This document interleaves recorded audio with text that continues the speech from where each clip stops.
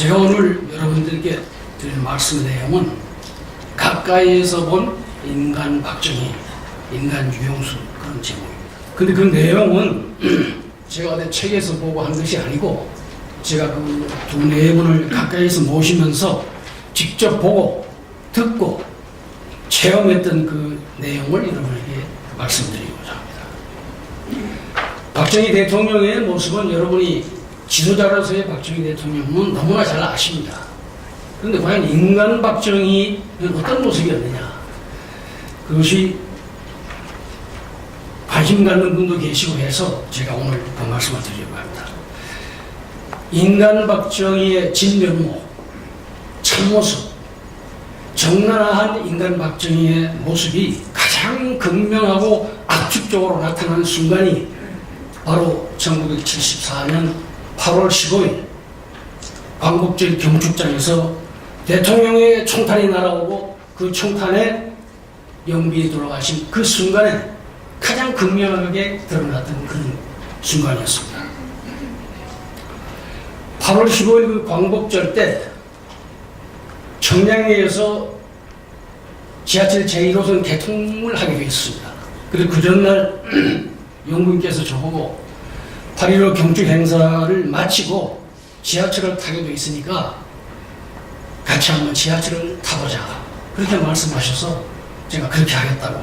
그래서 제가 그때 청와대 본관에서 한 50m쯤 떨어진 데 있는 관사에 살았습니다.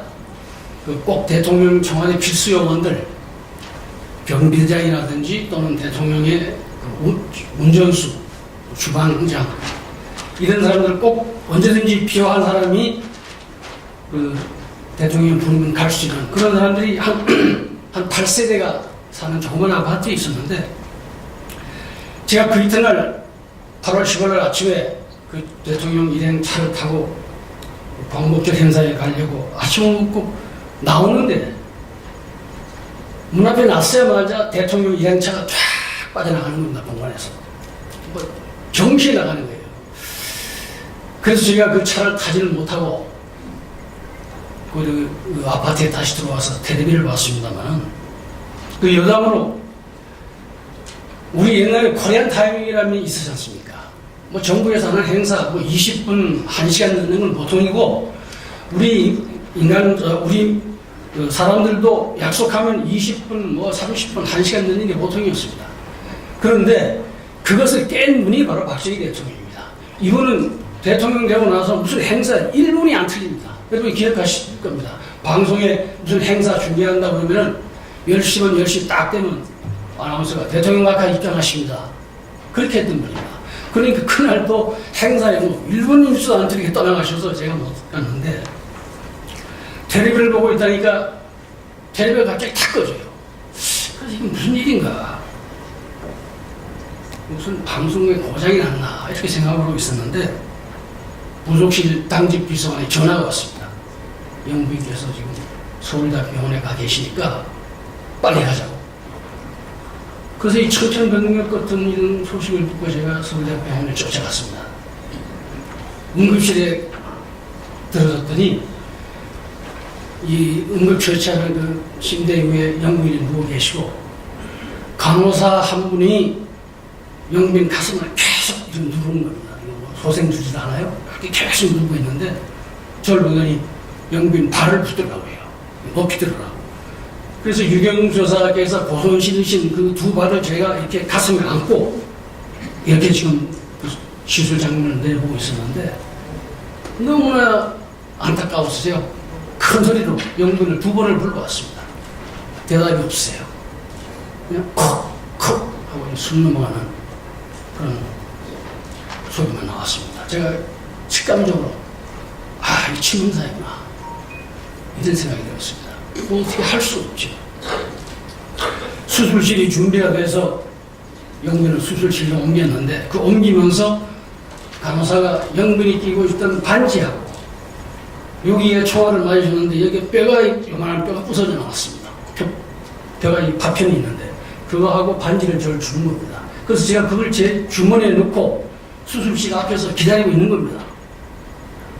조금 있다가 이제 모든 행사를 마치고 박정희 대통령께서 서울대학 병원 원장의 안내를 받아 들어오시는데 저는 박정희 대통령 얼굴, 그렇게 무서운 얼굴을 그분이 돌아가실 때까지 본 일이 없습니다. 그리고 얼굴이 원래 좀 강호잡잡 하시는 분인데 얼굴이 새노랗게 됐었어요. 노랗게 된 얼굴, 입술을 꽉 다물고 병원실장 뒤에 서서 수술실로 들어오시는 겁니다. 그래서 대통령께서 서울대학 병원 의사한테 어떻게든지 최선을 다해서 살려내라, 최선을 다해달라, 이렇게 부탁을 하시고 대통령 그 입원실, 전용 입원실로 올라가셨는데 한참 있다가 병원 그 수술실 앞에서 저를 기다리고 있는데 나중에 의사들이 대통령님께 뭐라고 말씀을 드리냐, 가망이 없습니다. 어렵습니다. 그러니까 대통령께서 청와대로 들어가셨어요. 근데 그때 비가 쭉쭉 내렸는데 여러분이 아마 기억하실 겁니다만은 그 서울대학 그 병원에서 제가 그 담장 창문으로 담장을 보니까 하늘하고 담장이 노랗게 변했어요. 오렌지색처럼. 참 이상하다. 어떻게 저렇게 노란 색깔이 될까? 후에 제가 한 얘기입니다만은 마치 영민이 그날 입으셨던 황금색 옷 색깔하고 똑같은 겁니다. 하늘도 돌아가신 저분은 안타까워 하시는가 하는 생각이 났었죠. 조금 이따 김종필 총리가 서산농장에서 휴가를 하고 있다가 올라와가지고 신직수 정부부장을 데리고 들어오시더라고요. 그러면서 정부부장한테 이 틀림없이 한 사람 한 짓이 아닐 테니까 청량리 역에 그 지하철 개통하는 그 현장에 빨리 가서 조사를 해봐라. 제2의 저격범이 있을지도 모르겠다. 그렇게 얘기하셨다. 나중에 이제 영민이 결국 운명하셔서 그 운구를 하는 차를 청와대로 향하는 데가 그 뒤에 제가 이제 차를 타고 따라갔는데 비가 쭉쭉 내립니다. 청와대에 도착하니까 현관에 박정희 대통령께서 검은 양복에 검은 넥타이를 메고 둘째 따님하고 박지만 영식하고 이렇게 셋이서 영부인 운구를 지금 맞아들이는 겁니다. 영부인 운구를 영부인 접견실에다가 갖다가 임시로 안치해 놓고 제가 그 앞에 서서 주체할 수 없는 눈물이 쏟아집니다. 그냥 주체할 수 없는 눈물이 쏟아져서 울고 있는데 국무위원들이 들어와서 이제 옆방에서 대통령에게 전부 이렇게 고개를 숙여 조문을 표하고 이러다가 대통령께서 나오시다가 그 영부인 접견실 앞에서 이렇게 서서 울고 있는 저를 보시더니 그냥 와 껴안는 겁니다. 그랬더니 와 대성통곡을 하셨고요. 그게 둘이서 붙들고 그냥 엉엉 우는 겁니다. 그러니까 국무위원들이 대통령이 대성통곡하는 소리 듣고 다 나와가지고 보니까 대통령이 울고 계시니까 천천히 고개를 숙이고 이렇게 서 있었습니다. 그때 김정일 비서실장이 저를 옆구리를 탁 치면서 각하 모시고 이러면 어떡하느냐고. 그래서 대통령은 집무실을 모셨습니다만 그 후에 이제 영부인이 대적위실로 영부인 운구를 옮겼는데 한밤중에 또는 새벽에 박정희 대통령께서 혼자 내려오셔서 그 분향을 하고 때로는 통곡을 하고 때로는 흘기기도 하고 그 근무자들 얘기를 야간 근무자들 얘기를 들어보면은 가슴이 아파서 베길 수가 없다는 겁니다. 그렇게 대통령께서 통곡을 하시고 그랬던 일이 있습니다. 그 후에 이제 장례식 날 대통령께서 청와대 정문에 서서 경주사세 운구를 떠나보내고 돌아서서 올라오시는데 옆에서 보니까 큰 눈에서 그냥 줄 같은 눈물이 막 떨어지는 겁니다. 그렇게 우시는 거예요. 그날의 인간 박정희, 그날의 인간 박정희 어떻게 봐야 되겠습니까?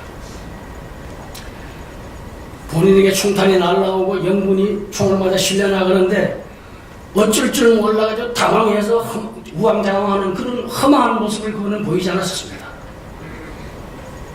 차가울 정도로 담대하고 그리고 세심하고 대통령으로서 채통을 지키고 국민들 앞에 내가 연약한 모습을 보여서는 안 되겠다 하는 그 대통령의 책임과 의무가 그걸 철저히 지켰던 분입니다. 그런가 하면은 마음 여리고 인정에 약한 그런 한 인간의 모습도 같이 보였습니다. 대통령께서 연단의 총알이 날아왔을 때 뒤에 앉으면서 제일 첫 번째 하신 말씀이 옆에 경호원들한테 총 쏘지 마라. 이것이 첫 번째 하신 말씀이에요. 만약에 그때 주변의 경호관들이 범인을 향해서 총을 쐈다고 생각해 보십시오. 범인이 맞았겠습니까? 그 밑에 있는 청중들이 맞았겠습니까? 엄청난 인명 피해가 있을 것을 대통령은 본능적으로 그 순간적으로 그걸 아신 거예요. 그래 총 쏘지 말아라.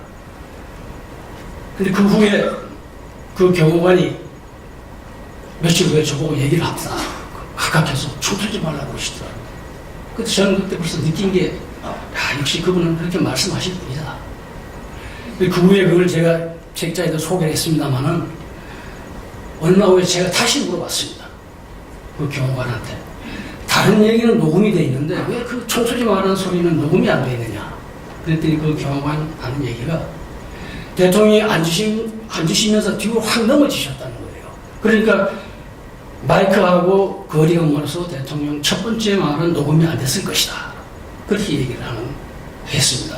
그래서 최근에 제가 유튜브에 나오는 그 파주로 행사 장면을 다시 들어보니까 대통령이 앉으시다가 뒤로 넘어지셨어요. 그러니까 녹음이 안 됐다. 그런 얘기입니다. 그 다음에 대통령께서 연설을 계속 하셨습니다. 총알이 날아오는데 누가 제2, 제3의 범인이 있는지도 모르는 그런 상황에서 대통령이 행사를 취소하고 다른 사람에게 대독시키고 행사를 중단하고 가겠다. 대통령이 그 상황에서 떠난다고 해서 누가 뭐라고 욕하겠습니까? 당연하다고 생각했겠죠. 그러나 대통령은 그렇게 안 했습니다. 자기가 읽다가 중단한 그 연설을 정확하게 찾아가지고 그때부터 다시 연설을 했습니다. 그러고 연설을 마치고 나가시면서 유경수 여사가 실려가면서 두고 간 핸드백, 고무신 이걸 직접 대통령께서 들고 나오셨어요. 이것을 봤던 그 당시 텔레비전 중계를 봤던 여성들이 얼마나 울었는지 아십니까? 아, 대통령이 저런 모습. 그러고 나서 대통령께서 2층에 있는 리셉션장에 올라가서 해외 동포들, 유공자들 다 만나보시고 그렇게 하고 서울대학 병원 오셨습니다. 해방 이후에 우리 민족이 겪었던 가장 큰 재난이 뭐겠습니까?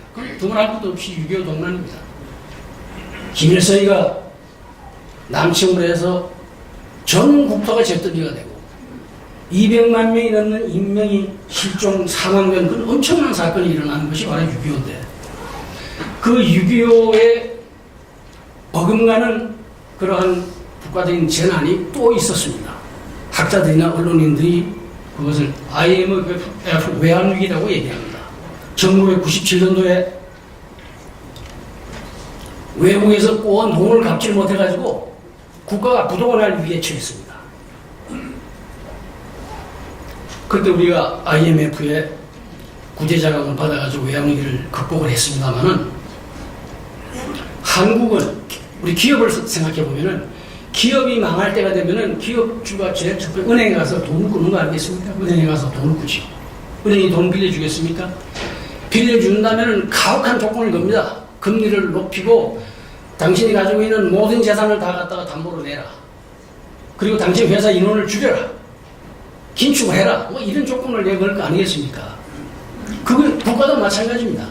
IMF가 우리 대한민국에 걸었던 여러 가지 조건은 가혹할 정도입니다. 금리를 대폭 올려라.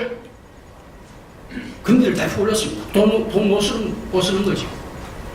환율을 인상해라. 외국에서 들어왔던 돈이 그나마 환율이 인상되면 그 돈 보고 또 들어오는 투자 자금도 있을 수 있겠죠. 그러면서 공기업 다 매각해라. 정부는 기축해라. 이거 완전히 쑥대밭이 되는 겁니다. 그런데 말레이시아는 우리하고 반대 방향을 했습니다. 기업의 은행으로부터 기업에 돈을 꽂는 방식을 택한 것이 아니고 자기의 재산을 다 팔아서 기업에다 바친 그런 형식을 취했습니다. 말레이시아는 IMF 지원을 거절했습니다. 우리가 우리 힘으로 해내겠다. 그리고 글로벌 경제 체제에 맞지도 않는 고정 환율제를 그대로 유지하고 환율 변동이 안 됩니다. 금리는 대폭으로 인하해가지고 기업에 돈 갖다 써라. 수출해라. 직장의 사람들 고용해라. 외국 자본의 유출을 전면 통제했습니다. 못 나가게 했습니다. 이게 우리보다 경제 규모가 작은 말레이시아니까 가능했겠죠. 이 일을 주도했던 사람이 누구냐면은 마하티르 모하마드라고 하는 말레이시아 수상입니다.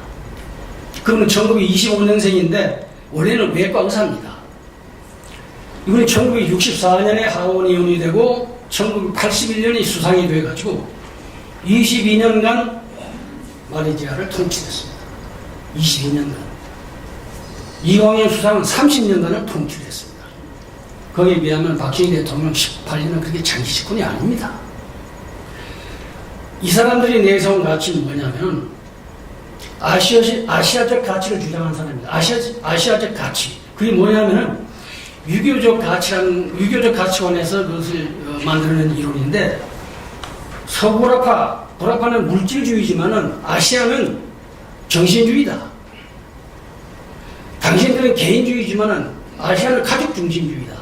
부모를 공경하고 단체에다가 희생하고 어른을 공경하고 군인을 존중하고 때에 따라서는 나라를 위해서 희생하는 이것이 아시아적 가치인데 우리는 이걸 가지고 해보겠다. 그런 식으로 끌고 나갔던 사람인데 이분이 1950년대 유교동맹 직후에 한국에 왔습니다. 그때는 국회의원이 아니고 외과 의사 신분으로 무슨 목적으로 왔는지는 밝혀지지 않았습니다만 이분이 동경에서 한국으로는 비행기를 타고 오는데 동해를 건너서 오자마자 한국이라고 하는 나라가 산에 나무 하나 없이 빨간 민둥산이 나무 하나 없는 나라입니다. 이 사람이 사는 나라는 항상 숲이 우거진 상하이 나라니까요. 전 국토가 폐허가 되는 겁니다. 이 마하티르가 뭐라고 생각했는가 하면 이 극동에도 사막 국가가 있구나. 나는 아프리카는 사막 국가가 있는 줄 알았는데 극동에도 코리아라고 하는 사막 국가가 있구나. 이렇게 생각했다는 겁니다. 이분이 서울에 와서 서울의 모습을 보니까 거리에 넘치는 실업자, 고아, 전쟁 고아, 미망인, 상위군경 참으로 눈뜨고 볼 수 없을 정도로 한국의 상황은 참혹했습니다. 왜 이 사람들은 동족 간에 피를 흘리고 왜 서로 죽이고 죽고 하는 그런 동족 상련을 벌이느냐? 왜 그러느냐? 물론 공산주의 침략했다는 걸 알고는 있었지만 이 사람이 그렇게 한국에 관심이 있었겠습니까? 마하티르가 가지고 있는 생각은 코리아는 신이 버린 나라다. 신의 저주를 받은 나라가 코리아구나. 이렇게 생각을 하고 돌아갔다는 겁니다. 당시에 한국 상황은 마하티르가 본 것과 똑같습니다. 전쟁이 핥히고 한 상처가 너무 깊고 아물지 못해가지고 전 국민이 질병과 굶주림에 시달리고 사회적 정치적 혼란은 나라가 어디로 갈지는 모르는 그런 상태였습니다.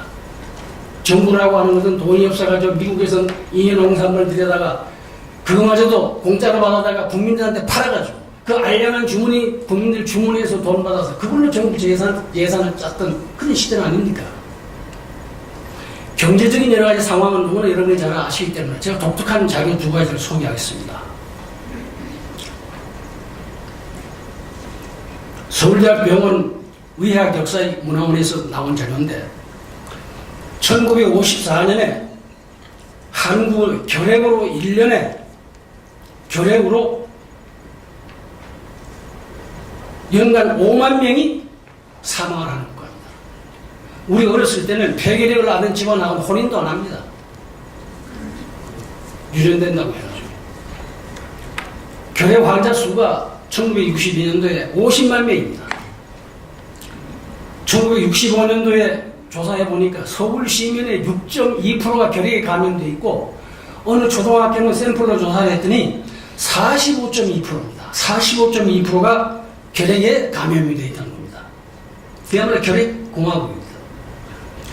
그때 우리가 미국에 혹시 유학을 가거나 하고 미국 가려면은 지금은 어제 뭐 보니까 인천공항에 하루에 20만 명이나 갔다고 요새 젊은이들도 여권만 가지고 그냥 해외 나갑니다만 그 당시에 외국에 유학 가려고 해서 외국에 나가려고 하면은 대사관에서 엑스레이 필름을 가져라 봅니다. 당신이 결핵 환자인지 아닌지 엑스레이 필름을 그 소리에 붙여가지고 와야만 됩니다. 지금 생각해 보세요. 지금 그런다면 인권유리다 난리 나지 않겠습니까? 그러나 그때는 어떡합니까? 미국은 가야 하겠고 하니까 그 굴욕스러운 일을 당해가면서도 비자를 받으러 갔던 겁니다. 또 한 가지 63년 10월 24일 날 전북 완주군에서 9세 먹은 여아가 기생충에 감염돼서 사망을 했어요. 전주예수병원이라고 하는 데서 해부를 해보니까 그 9세 먹은 여아의 뱃속에서 회충이 1063마리가 나왔습니다. 5kg이에요. 산토닌이라고 하는 약 먹으면 다 되는데 산토닌 살 돈이 없는 겁니다. 약을 못 먹으니까 뱃속에서 회충이 가득한 거예요. 세계 기생충 학회에서 기생충 연구하려면 제1번을 한국에 찾아옵니다. 한국에 와서 기생충 연구하려고. 그러니까 시골에서는 애들한테 담배를 피우게 합니다. 담배 니코틴 빨아들여 그 니코틴에 기생충이 죽으라고. 이러한 현실이 1950년대 현실이었습니다. 가난과 질병 속에서 허덕이던 한국, 이 방황하던 한국, 여러분이나 저나 다 함께 겪었던 거 아니겠습니까?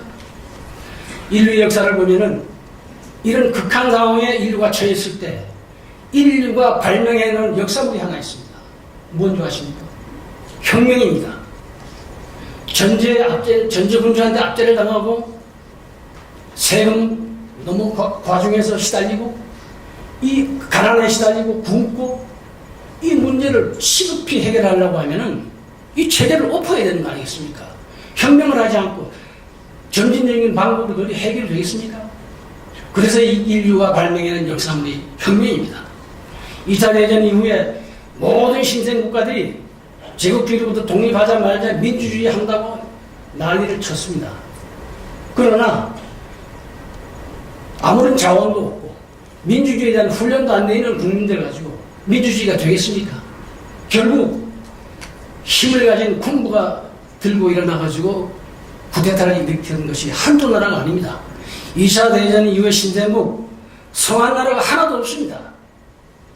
대한민국도 예외가 아닙니다. 1961년 5월 16일 드디어 박정희 장군을 중심으로 군인들이 들고 일어났습니다. 나라를 구해야 되겠다. 저는 이것을 역사의 필연으로 봅니다. 5.16이 혁명이냐 쿠데타냐 말들이 많습니다만 혁명이면 어떻고 쿠데타는 어떻습니까?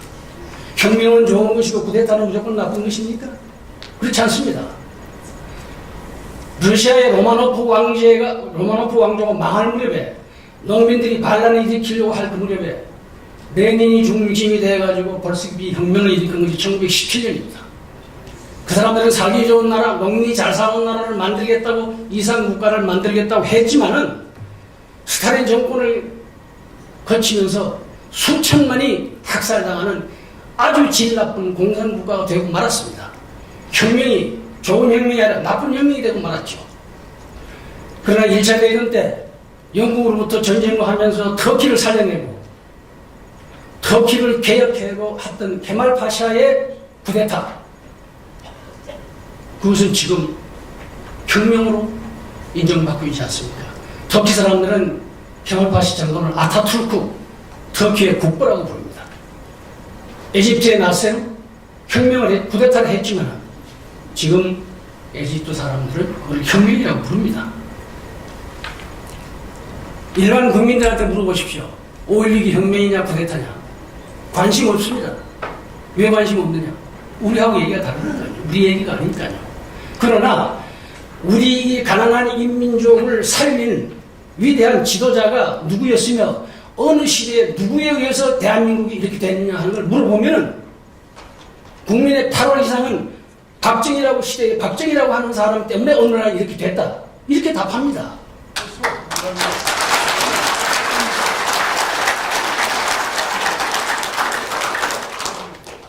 쿠데타냐 혁명이냐 무슨 의미가 있습니까? 이거보다 더 실존적인 결론이 어디 있겠습니까?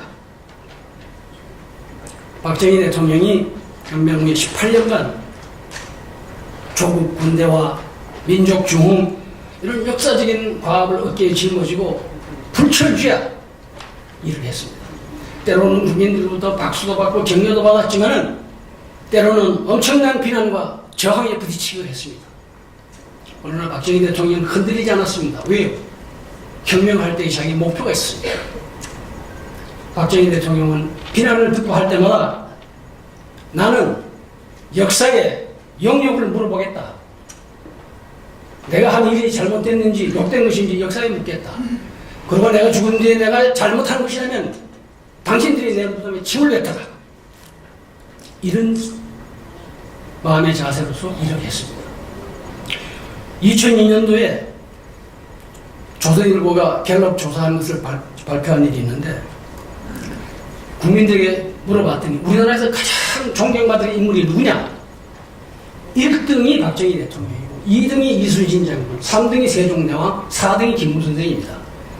우선 그 IMF 그 이후에 그 어려웠던 위기 상황이 반영됐다고 보긴 합니다만 어떻든 간에 국민들로부터 그만한 존경을 받는 분인데 제가 서울대학교 정치학과의 교수 한 분을 만났습니다. 일부러 만났습니다.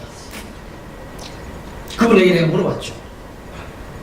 당신들 대학 교수 지식인들 언론인들은 박 대통령을 독재자라고 그러고 이렇게 비난을 하는데 왜 국민들은 박정희 대통령이 우리나라를 보는 가장 위대한 지도자라고 여론조사 반만 1등으로 나오는데 왜 그런 거냐? 우리 국민들이 무지 목매해서 그러냐? 아니면 당신들이 위선자이고 당신들이 비굴해서 그걸 말 못하는 거냐? 왜 학자들은 왜 말 못하느냐? 다음 대답해보라. 그 서울대 교수가 저한테 얘기를 합니다. 솔직히 말씀드리면은 학자들이 비굴하고 위선적인 데가 있습니다. 그렇게 말을 합니다. 제가 박정희 대통령을 처음 만난 것은 1961년도 7월입니다. 최고의 의장 때지요. 제가 살던 곳에 수해가 났습니다. 온 도시가 물바다가 되고 집이 다 떠내려고 농토가 떠내려고 박정희 최고의 의장께서 수해지구 현장 시찰자 오셨어요. 그때 수해지구에 그 수해민들이 수용되어 있던 국민학교로 차를 타고 가시는 박 대통령의 모습을 제가 길가에서 봤습니다. 눈이 마주쳤어요. 눈빛이 현명했던 기억이 납니다. 눈빛이 대단한 장군이구나. 그런데 그 당시에 우리 수해가 났다 보면 여러분이 아다시피 정부에서 밀가루 한 포대 갖다 주고 모포 갖다 주면 그게 하는 일이 다입니다. 다 늘 그래 왔으니까요. 그런데 박정희 최고의 의장이 수해 현장에서 지시한 건 그게 아닙니다.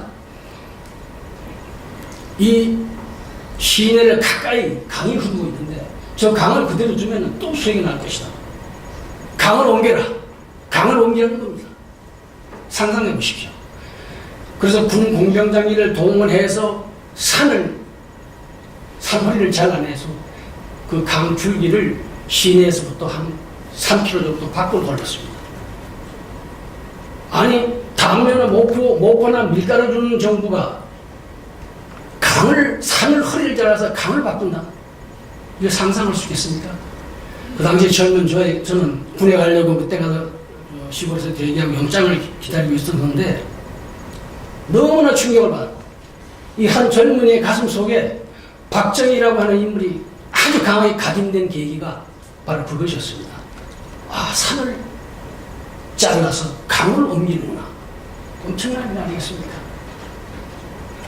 여담입니다만은 제가 그 다음에 이제 군에 갔다가 제대해서 와보니까 그 강을 옮긴 그 자리에 아주 아름다운 주택이 들어서고 건물이 들어서고 상년 벽해가 된 것이 아니라 벽해가 상년이 되어 있었어요. 제가 군에 입대했을 때 여러분 61년도에 군에 입대했는데 월급이 1,000원입니다. 1,000원. 그런데 62년도에 화폐 개혁을 하더니 100원이 됐어요. 지금도 100원입니다. 제가 받은 월급이. 근데 지금 여러분 육군 병장 봉급이 얼마인 줄 아십니까? 30만 원. 3,000배가 올라요. 3,000배가 올랐어요. 이런 것도 그냥 지나가는 얘기로 할 수는 없는 겁니다. 제가 그 후에 서울 그 남산에 유경수 여사님이 설립하던 어린이회관에 제가 기획실장으로 가서 근무를 하게 됐는데 10월달 어느 날 그 남산 야외음악당에서 대통령이 참석한 보이스카우트 그 전진대회가 있었습니다. 그런데 전진대회를 마치시던 대통령 네 분이 수행했던 국무위원들을 다 현장에 불러오신 겁니다. 그래서 제가 그때 현장에서 일을 하고 있었는데 그 전에 대통령을 제가 한 2번 뵙기는 했지만은 대통령께서 이러고 오시더니 날 보더니 손을 딱 잡는 거예요. 손을 딱 잡더니 이 손을 놓지 않는 겁니다. 그러면서 남산 그 공사 현장 앞을 한 바퀴 쭉 도시면서 저하고 얘기를 하시는데 수행했던 뭐 카메라맨들이 저게 누군가 싶어가지고 뭐 젊은이 하늘을 대통령이 이제 손을 잡고 하니까 이상하니까 뭐 사진을 찍고 뭐 국무위원들은 이렇게 쳐다보고 난리가 났어요. 그때 대통령께서 남산에서 이 서울 시내를 이렇게 내려다보시더니 저는 그때마다 서울 시내가 아름답고 굉장히 큰 도시라고 생각했거든요. 전 시골 사람이니까. 대통령께서 뭐라 그러시냐면 아니 이성계가 왜 여기다 투입을 했을까 이러신단 말입니다. 그때 그분 생각에는 벌써 서울이 좁고 이게 안 되겠다는 생각이 들었던 것 같아요.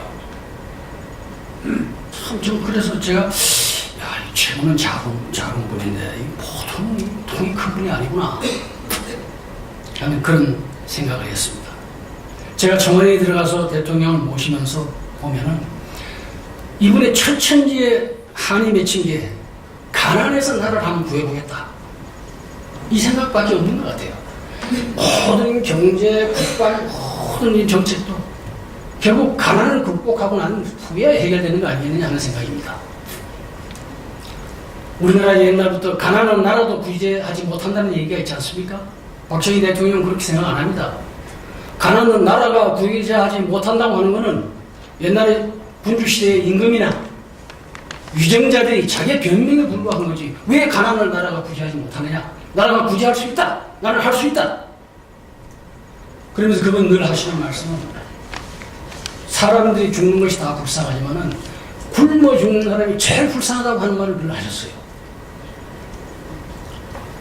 제가 1975년 봄에 유경수 여사 앞으로 편지 한 통이 왔습니다. 제가 근무할 때.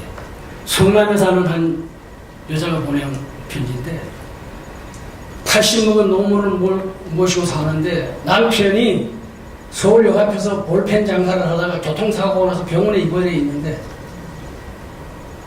밥을 굶고 있다는 겁니다.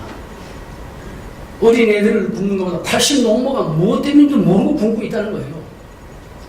그런 편지를 받고 제가 그날 저녁에 영부인 지시로 쌀한나무하고 돈을 들고 그 집을 찾아갔습니다. 성남입니다. 근데 지금 어디인지 모르겠어요. 그때는 성남이 아주 철거민들이 살던 데가 돼서 참 어렵게 찾아갔습니다만 저녁인데 그 집에 딱 들어섰더니 가족들이 밥상을 받으러 밥을 먹는 겁니다. 할머니가 아랫목에 앉아서 밥을 먹고 꼬맹이들이 우물에서 먹고 부인하고 근데 딱 들어가니까 방 안에는 촛불 하나밖에 없어요. 전기가 없어요. 그래서 제가 저기 들어가면서 보니까 이 노파 할머니가 밥그릇에다 흰 쌀밥을 탁 입어놓고 먹는 겁니다. 옆에는 간장하고 국화하고 먹고. 그래서 제가 아니 쌀이 없다고 그랬으면은 돈이 생겼으면은 감자도 좀 사서 사 먹고 잡곡을 사서 먹을 내리지 왜 이렇게 쌀만 먹느냐. 그냥 불쾌했죠. 그런데 한참 있다니까 그 방의 모습이 제 눈에 들어오기 시작하는데 제가 그때 제가 겪었던 그 마음의 아픔은 평생을 잊지 못합니다. 그 할머니가 먹고 있던 밥은 밥이 아니라 아카시아 꽃이에요. 5월달 그 아카시아 꽃이 한창 피는 일입니다. 나도 저런 할머니가 계셨는데 내가 거기서 더 이상 말을 못하고 가지고 온 돈과 쌀을 주고 돌아왔습니다. 아무 말도 못하고 할 말이 없어요. 그 며칠 후에 제가 대통령 네 분하고 저녁을 먹으면서 무심결에 그 이야기를 했습니다. 대통령 네 분이 아무런 말씀이 없어요. 저는 괜히 식사 도중에 쓸데없는 얘기를 해가지고 했구나. 좀 송구스러운 생각도 들고 했는데 세월이 지나고 나서 보니까 그 이야기를 들은 박정희 대통령이 무슨 생각을 하셨을까? 제 생각입니다. 이 나라에서 이 가난은 무슨 수를 써서라도 내가 가난을 물리치고 말겠다. 내 손으로 하겠다. 그런 아주 매서운 결심을 하시지 않았을까. 그런 생각을 저는 가지고 있습니다. 소독에 여러분이 잘 아시는 대로 광부들을 만나러 가고 간호원들을 만났어요. 소독 한 번은 탐방해서. 그때 그 얘기가 너무 많이 알려져 있습니다만 제가 같이 갔던 일행을 제가 같이 근무하면서 직접 얘기를 들었습니다.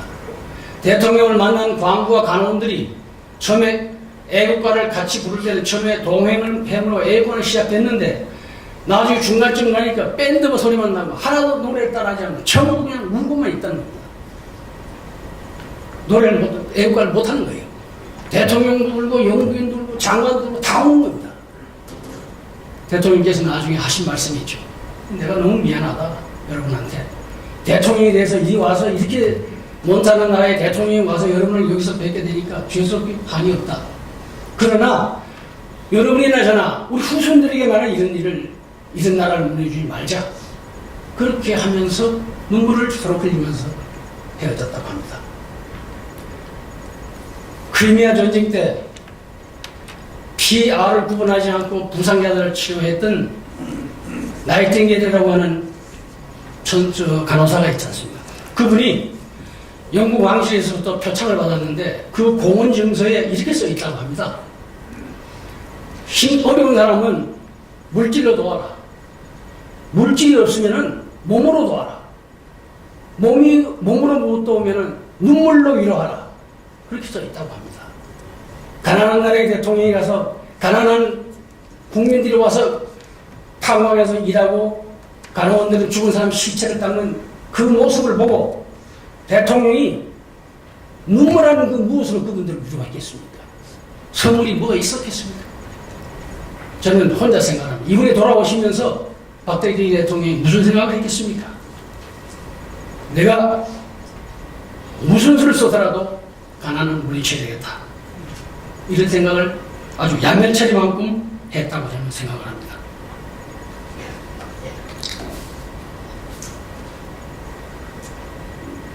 (1973년도에) 시간 관계로 유경수 여사의 얘기는 제가 못하겠습니다. 시간 관계로 간단하게 하겠습니다. (1973년도에) 청와대로 대통령 부인께 편지가 왔는데 뭐냐면은 한 여자가 전해온 편지인데 자기 남편이 정보부에 붙들려 가가지고 맞아서 성불구자가 됐다는 거예요. 성불구자. 그 편지를 받은 유경수 여사하고 박정희 대통령이 그거 가만히 있겠습니까? 알아보라고, 조사를 해보라고. 조사를 해보니까 정보부에서 조사 보고서가 왔는데 이 사람이 정보부원 행세를 했다는 겁니다. 그래서 가짜 정보부원으로 조사를 해가지고 아무런 고문도 하지 않았는데 지가 고문받았다고 해서 저기 떠든다 이렇게 보고서가 되어 있었어요. 보고서가 아주 잘 되어 있으니까 대통령도 그렇게 믿었죠. 그러나 사건은 제가 대통령 특명을 받아서 조사를 했습니다. 사실과 정반대 됐어요. 정반대. 그야말로 억울하게 누구하고 동업자하고 동업 사업을 했는데 이 동업자가 이 사람하고 관계가 안 좋으니까 자기 친구 되는 사람을 정보부 직원한테 부탁을 해가지고 이 사람을 괴롭히는 겁니다. 그 보고를 듣고 나서 대통령께서 저를 보고 조사하라고 그러실 때 정보원이라고 무조건 나쁘다고 그런 선입견을 갖지 말아라. 나는 국민을 보호해야 될 의무도 있지만 공무원도 내가 보호해야 되지 않겠냐. 공명정대하게 조사하라. 그래서 조사를 해서 결과를 밝히겠습니다만은 이런 일을 두 대통령 네 분께서 하시는 것을 보면은 그야말로 특히 유경수 여사 가난하고 힘없고 어렵고 병들고 억울한 일 당한 사람들은 자기 일처럼 아주 지성껏 도왔고 박정희 대통령도 그것을 전폭적으로 도와줬습니다. 최근에 어느 한 분이 유경수 여사는 남에 대한 배려가 없고 대통령 부인으로서 불우한 사람을 도왔다는 이미지는 조작된 것이다. 이렇게 말하는 분이 있었습니다. 젊은 시절에 어떤 관계였는지 모르겠습니다만은 제가 모시고 있는 유경수 여사 잠 한 번 실컷 잡았으면 좋겠다 할 정도로 그분이 하신 일의 90%는 어려운 사람, 병든 사람, 가난한 사람, 노인들 돕는 일에 모든 시간을 다 보냈고 우리도 그렇게 보자고 했습니다. 우리는 그 이미지를 조작할지도 모르고 저나 우리 전임자나 그런 이미지 조작하는 사실이 없습니다. 저는 오늘 이거를 증언 삼아서 제가 한 말씀 드리려고 합니다. 두 내분에 대해서 이런 일이 있을 때마다 생각날 때 생각나는 사람이 하나가 있습니다.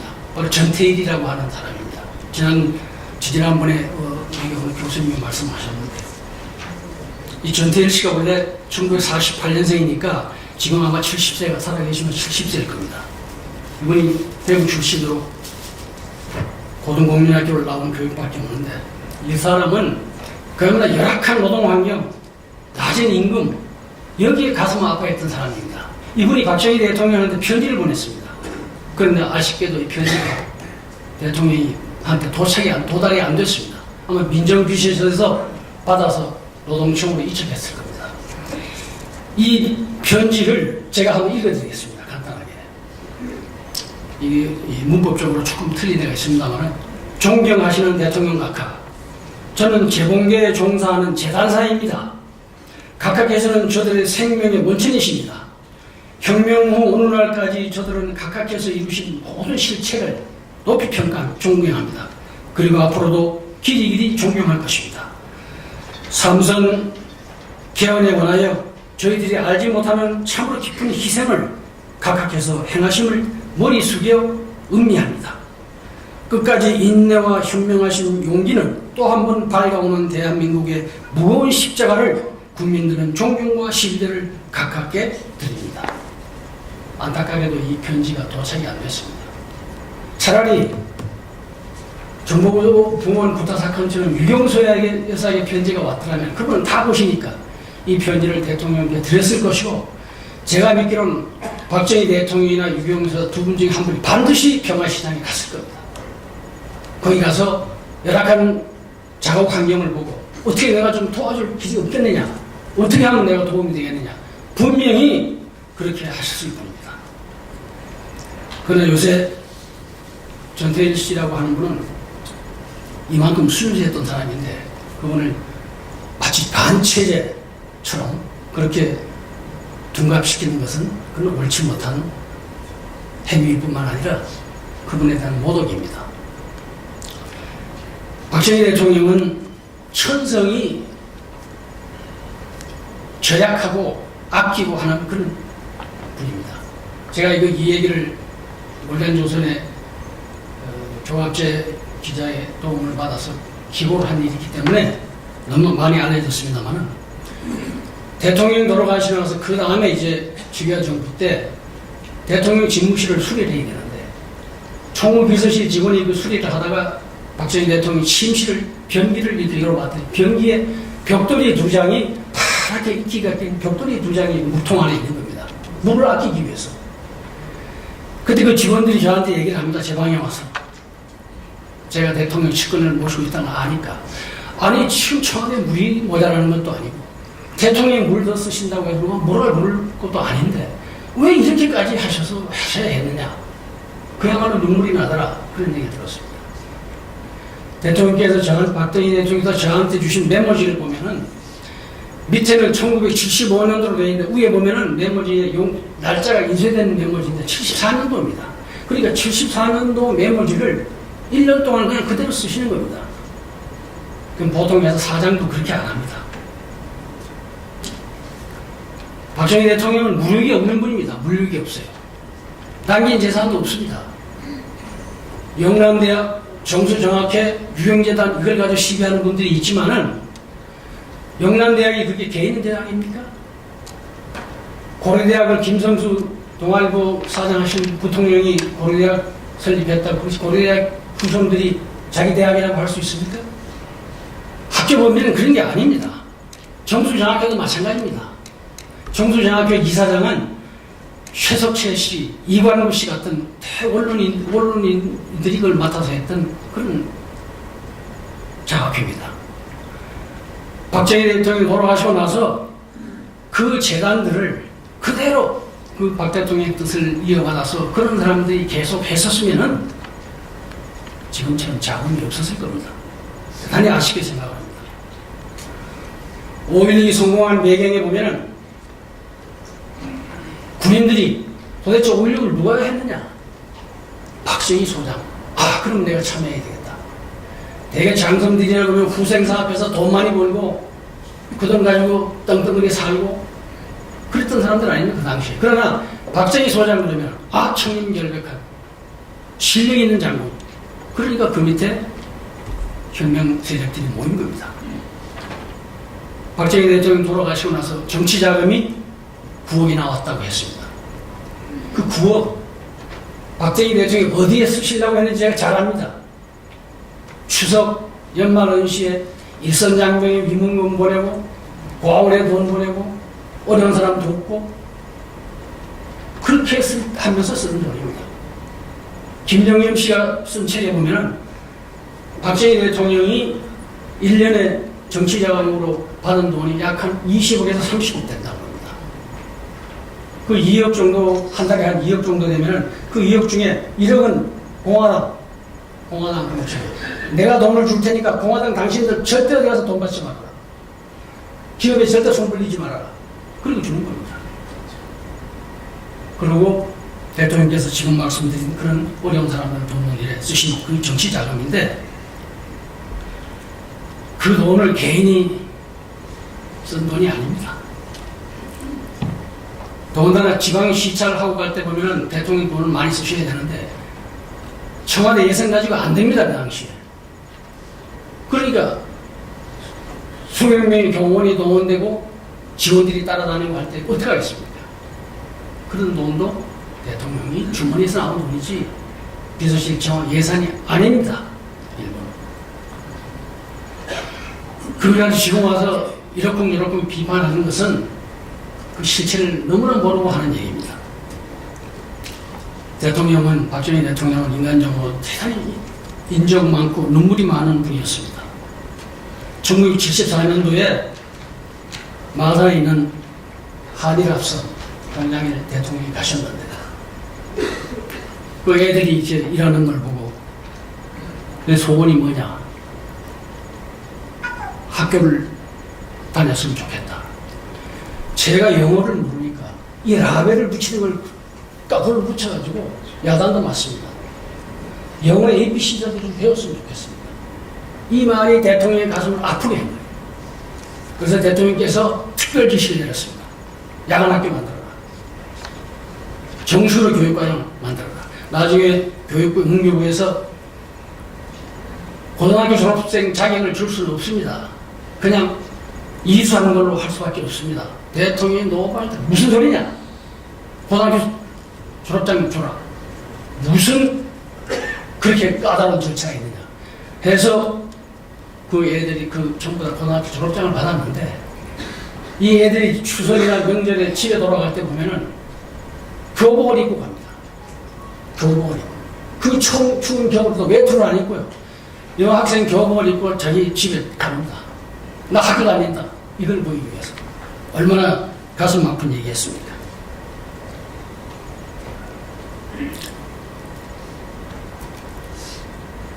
(1971년도에) 대통령께서 국방과학원 시찰을 가시는데 요 용두동 서울사대 앞에서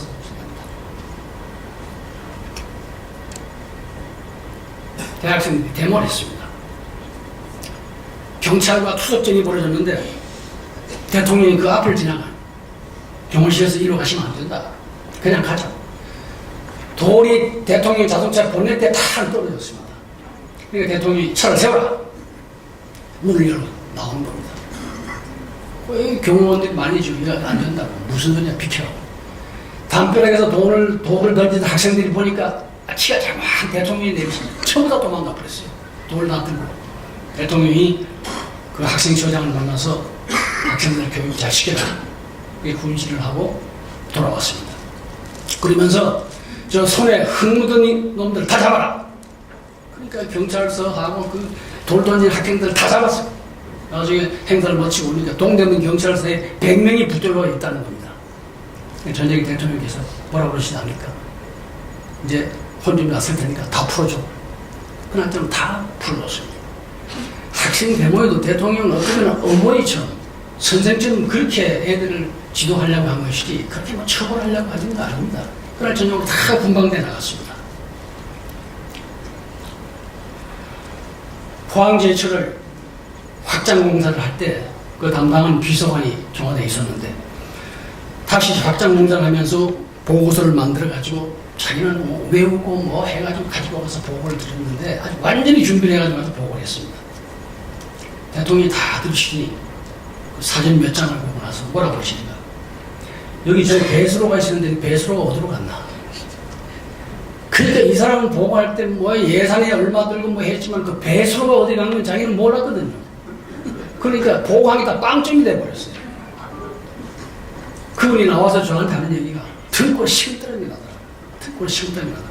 그러니까 대통령의 관심은 그런데 깊은 데 있으니까 그걸 몰랐죠.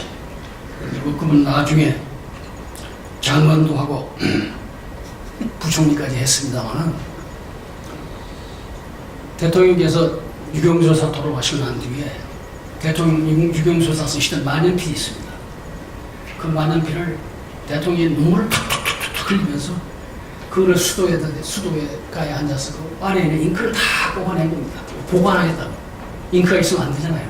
잉크를 다 뽑아내고 그 다음에 그거를 종이에 싸가지고 스카치탭을 붙여서 영국의 만년필을 이렇게 보관하는 것을 봤습니다. 이번엔 천성이 예의 바르고 겸손한 분입니다. 청와대 목수들이 아침에 대통령께서 산책하시다 보면 목수하고 청소부를 만나면 다른 사람보다 꼭 목수나 청소부에는 대통령이 먼저 말할 것입니다. 집에 애들 학교 다니느냐? 내 친구 금년에 대학교 들어갑니다. 아 그래? 합격하면 나한테 얘기해. 내 등록금 내가 내줄게. 꼭 그렇게 말씀하시고 청소부나 목수 이런 사람들 도와주는데 대통령 돌아가시고 나서 청소부하고 목수가 제일 많이 울었어요. 제가 보니까 제일 많이 울어요. 이분은 성격적으로 결연하고 추상 같은 그런 면이 있지만은 굉장히 눈물이 많고 여린 분입니다. 김재선 전 국회의장이 써놓은 책에 보면은 그런 말이 나옵니다. 박정희 대통령은 그야말로 겸손하고 인간미가 넘치는 그런 사람이다. 한 회고를 얽쓴 일이 있고 경희대학 교수를 하셨던 김성식 교수, 그분이 원래 고려대학 계신 걸로 아는데 이분이 박 대통령에 대한 상당히 비판적인 글을 많이 썼던 사람입니다. 이분도 박정희 대통령을 평가할 때 그분은 매우 겸손하고 온화한 사람이다. 그리고 예의 바른 분이다.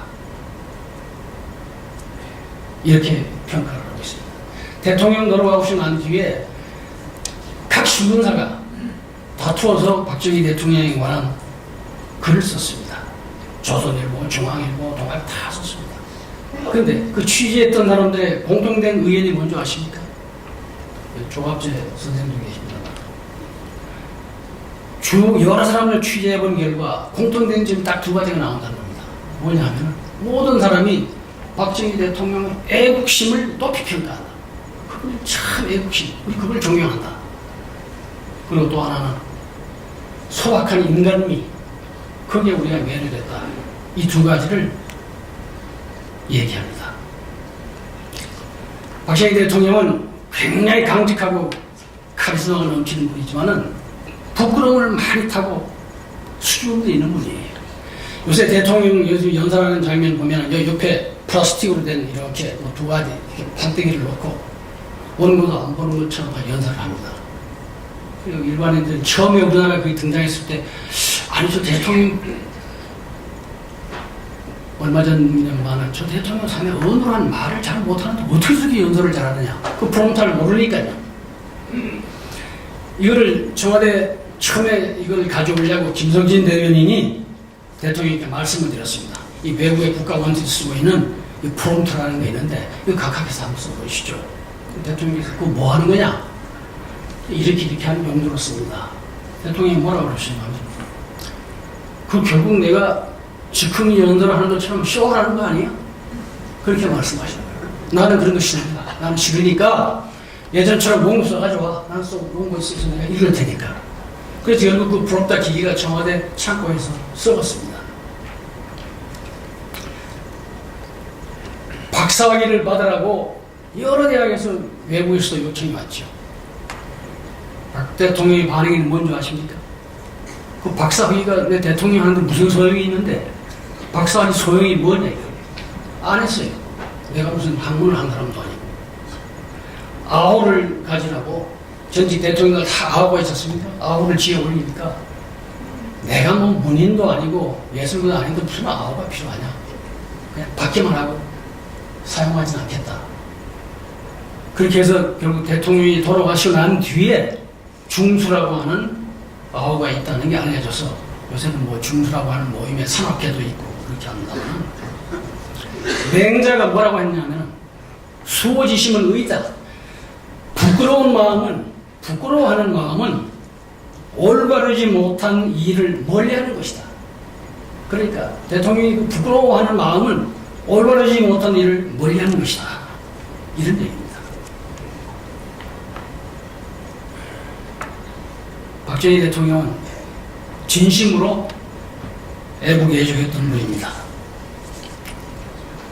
그분이 한강대교를 개통을 할 때 제2한강교인데 거기에 개통할 때 다녀온 유달령 교수라는 분이 저한테 이런 얘기를 하는 걸 제가 직접 들었는데 한강대교를 개통을 하고 나서 대통령이 시사를 하는데 앞으로 우리 한강 그때 한강대교하고 하나밖에 없어집니다. 앞으로 한강에 이런 다리를 20개 정도 놓을 겁니다. 그렇게 얘기하더라는 겁니다. 그래서 유달령 씨가 아니 대통령이 좀 더러운 사람이 아니냐? 뭐를 한강에다 다리를 20개나 놓는다고 그러냐? 그때 1962년동 3년인데 지금 한강에 지금 다리가 몇 개입니까? 20개가 넘습니다. 이분은 그렇게 앞을 보고 나갔던 분이죠.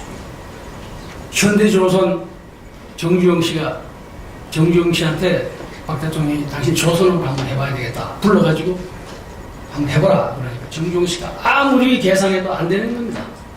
안 맞아요. 타산이 안 맞는 겁니다. 그래서 대통령이 나중에 정주영 씨를 불러가지고 호통을 칩니다. 대통령이 내가 도와주겠다는데 그거 하나 못하겠느냐? 당신 그런 사람이야? 정주영 씨가 할 수 없이 알겠습니다. 각하 제가 한번 해보겠습니다. 그리고 나와가지고 에라 대통령이 하라는 한번 망해도 해보자. 그것이 지금 현대조선입니다. 세계 1위 아닙니까? 그러니까 대통령은 벌써 그렇게 앞을 내다보고 일을 시키는 겁니다. 그 현대조선의 비화입니다. 문화재 대통령이 이제 나라의 국력이 조금씩 확대가 되니까 문화재를 보수하라. 경주 뭐 할 것 없이 전부 문화재를 보수를 하기 시작했습니다. 청와대 문화재 보수 전문가 박사를 채용을 해서 당신이 저 문화재 보수하는 계획을 세워서 해라. 내가 지휘하겠다. 지금 전국에 있는 문화재 박정희 대통령 발길 손길이 안 닿는 곳이 없습니다. 지금.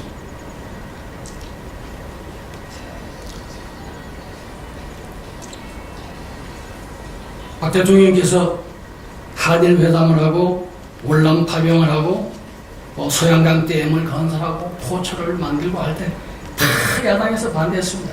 하나도 안 된다고 반대한 거죠. 박 대통령께서 이렇게 말했습니다.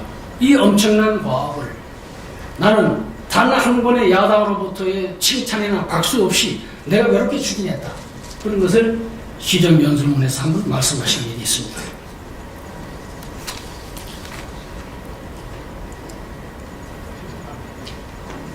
시간이 조금만 더 주세요. 지성이 있어서 더 하세요.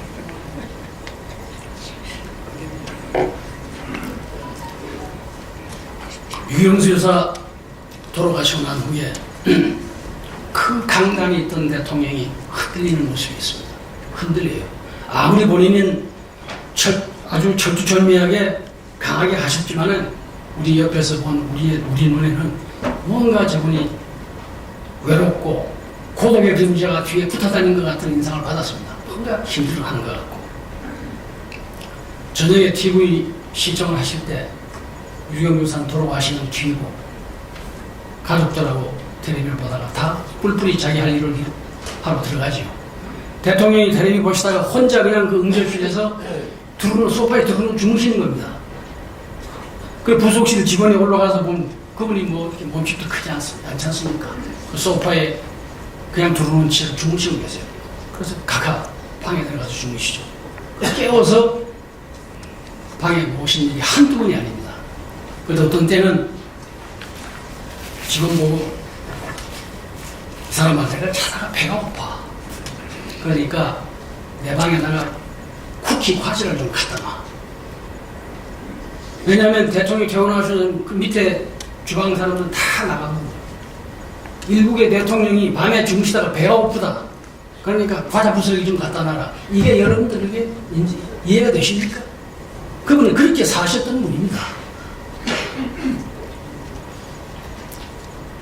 그러니까 저녁으로 창가에 앉아서 구슬프게 피리를 부시고 그 단소 소리를 들은 경호원들이 아래층 있는 경호원들이 그야말로 눈물을 흘리고 했던 그런 일이 한두 번이 아닙니다. 유경수 여사 돌아가시고 나서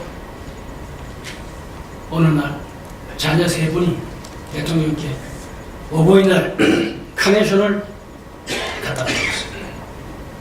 근데 대통령께서 눈물을 흘리시면서 그걸 받더래요. 받고 나서 나중에 보니까 대통령 집무실에서 카네이션이 없어졌어요.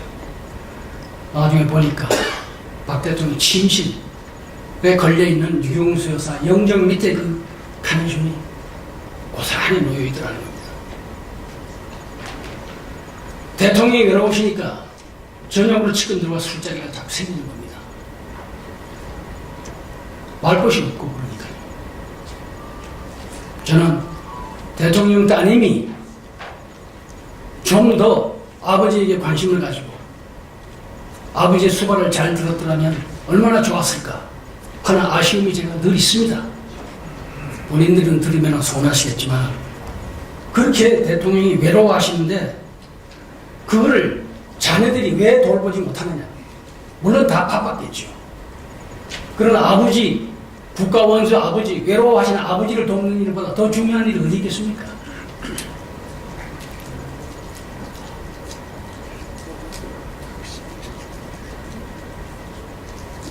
인간 발전을 우리가 깊이 들여다보면은 시련과 고난과 어려움의 연속이었습니다. 파란만장한 일생을 살시다 가는 분입니다.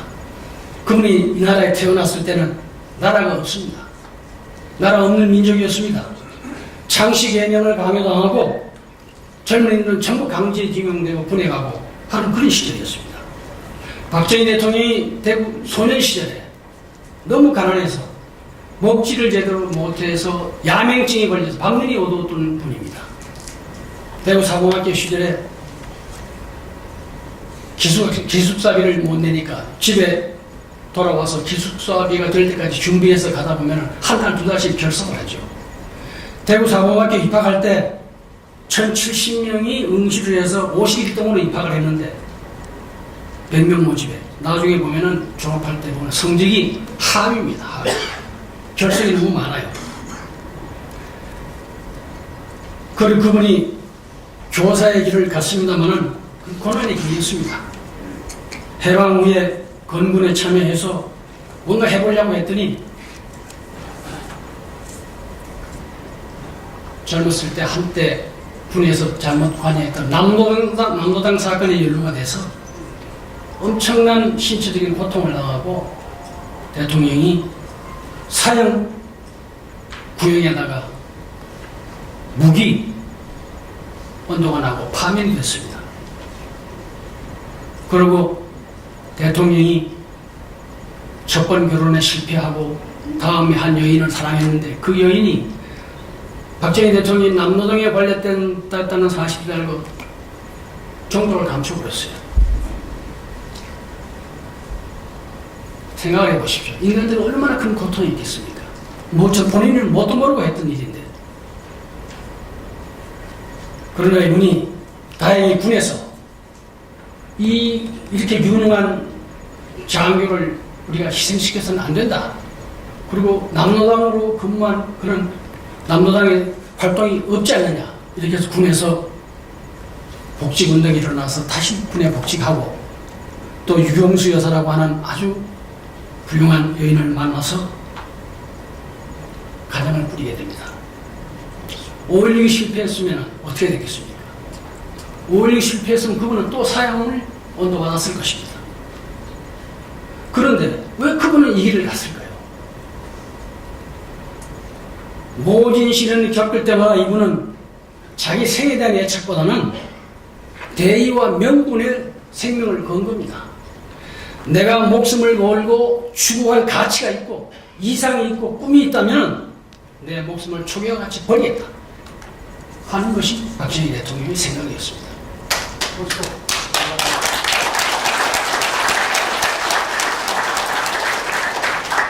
그랬던 분인데 그분의 목전에서 사랑했던 아내 유경수 여사가 문세왕의 총탄을 맞고 돌아가셨습니다. 어찌 하늘은 어찌 이렇게 한 인간에게 이렇게 많은 고통을 주느냐.